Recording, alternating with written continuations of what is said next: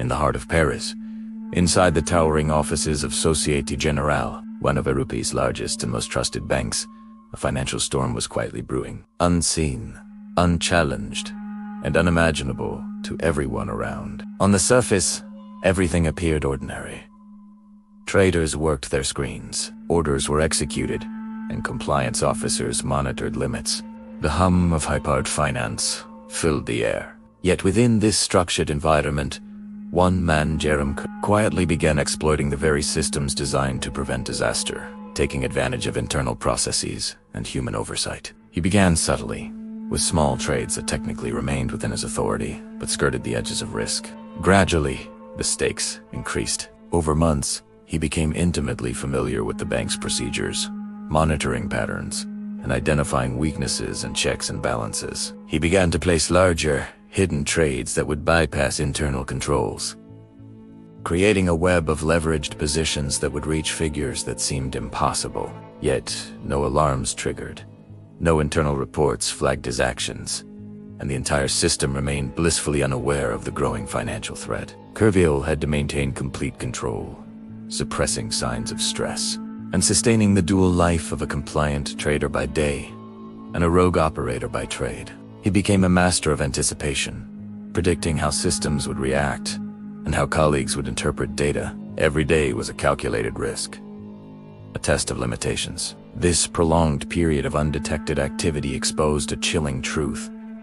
No matter how sophisticated the system, the human element remains its most vulnerable component. As months passed, Kerviel's trades reached a scale that no single person could normally manage. The system's blind spots allowed him to push boundaries further than imagined. When the exposure was finally uncovered, the consequences were catastrophic.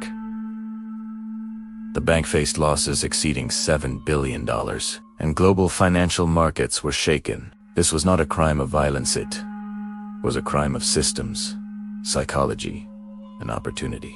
It became the ultimate cautionary tale of the financial world. As the magnitude grew, the fragility of the bank's internal controls became painfully apparent. Small deviations had escalated into a colossal exposure. Kerviel understood that, while rules monitor numbers, they cannot interpret intent. He relied on the assumption that a trader would not knowingly place such enormous positions. He used forged documentation, simulated trades, and backdated confirmations to maintain the illusion that all activity fell within prescribed limits. He operated like a ghost within the system, invisible yet omnipresent, predicting how overseers would react to anomalies and how to remain within thresholds of suspicion. This dual existence, ordinary trader by day, rogue architect by night, exemplified the terrifying power of human ingenuity against systems designed to enforce order. When the exposure was discovered in January 2008, the reaction was unprecedented. The bank realized they were facing one of the largest trading losses in history.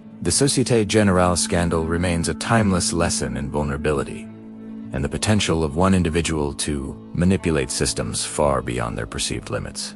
The revelation of Jérôme Kerviel's unauthorized trades in early 2008 sent shockwaves through the financial world, exposing a vulnerability in one of Europe's largest banks. The unraveling began slowly, like a tension-filled thriller, because the sheer scale of the positions required painstaking investigation to fully comprehend. Auditors and forensic financial analysts dug through millions of trade records, tracking each phantom transaction and mapping the web of deception Kerviel had constructed. The story that emerged was staggering. He had created a labyrinth of false confirmations and phantom deals designed to inflate risk while remaining under the radar. As the investigation progressed, it became clear that the magnitude of the loss, over $7 billion, was unprecedented in modern financial history. This raised questions about systemic weaknesses and oversight failures, because while the software was sophisticated, it was ultimately dependent on human interpretation and judgment. The tragedy was that this dependence had been exploited with almost surgical precision, revealing a fundamental truth about the limits of institutional oversight. Was Kerviel a reckless gambler, a criminal mastermind, or a symptom of a system that rewarded ambition while punishing scrutiny? Analysts highlighted the pressures of high finance and the incentives that drive individuals to test boundaries, sometimes with catastrophic consequences. Kerviel's strategy was not impulse but careful observation of procedural blind spots and a willingness to accept enormous personal and professional risk.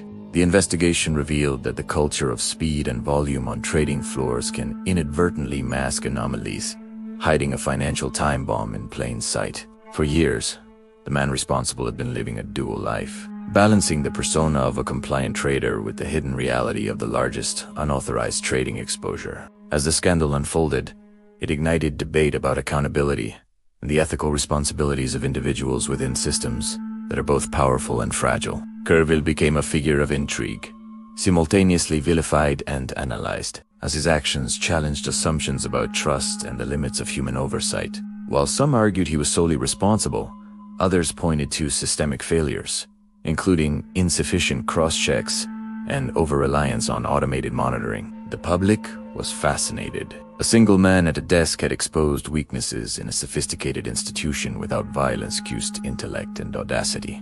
The story was not only about money lost, but about institutional fragility and the terrifying possibility that one individual can manipulate systems in unimaginable ways. This prompted immediate reforms across the global banking community, emphasizing that the most dangerous threats are often invisible and psychological. The Société Générale scandal remains a defining example of a perfect inside heist, where strategy and psychology combined to produce a shocking narrative. As the scope of his actions became public, the world watched in disbelief at how a single individual could exploit vulnerabilities experts assumed were impossible. Regulatory authorities demanded reforms, banks reevaluated compliance, and the very principles of risk management and oversight were called into question. Beyond the numbers, the human story captivated attention, exploring the psychology of Kerviel and the ethical dilemmas posed by institutions that reward audacity. Debates erupted over whether he was solely responsible or merely a symptom of structural weaknesses that had long been ignored by the bank. The legal proceedings themselves became a spectacle, revealing a labyrinthine web of accountability, negligence, and human error. Kerviel's actions forced a confrontation with uncomfortable truths. That trust without verification is dangerous, and the human element remains the ultimate vulnerability. In the years that followed, the story of the $7 billion ghost trader remained a cautionary tale of how planning can outmatch sophisticated defenses. Even today, the scandal serves as a timeless lesson in the power of psychology and opportunity, showing that the most dangerous threats originate quietly. The narrative continues to captivate because it combines elements of suspense and morality into a real-life story that reads like a thriller. The legacy is a testament to the ingenuity of one man and a warning that even the most secure systems are vulnerable when trust intersects with opportunity. As we conclude, we reflect on the systems and behaviors that allowed such a loss to occur. Trust must be earned, and oversight must be rigorous. Remember, subscribe, criminal verse where every crime hides a story.